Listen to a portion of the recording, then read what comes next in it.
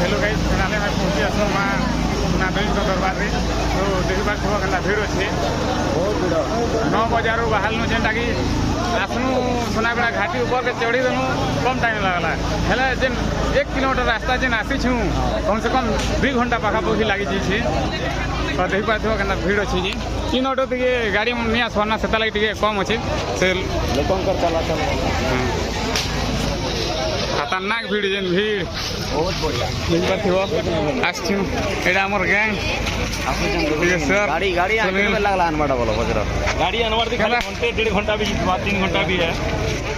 केंदा लगला गाड़ी चलावटा भाई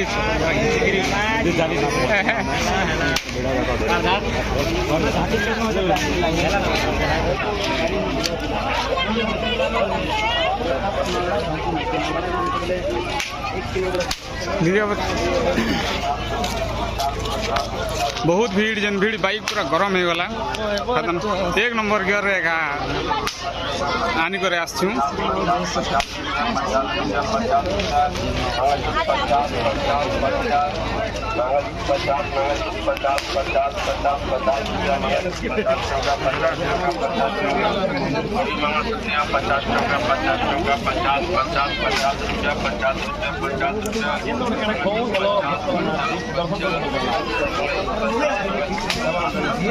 दुकान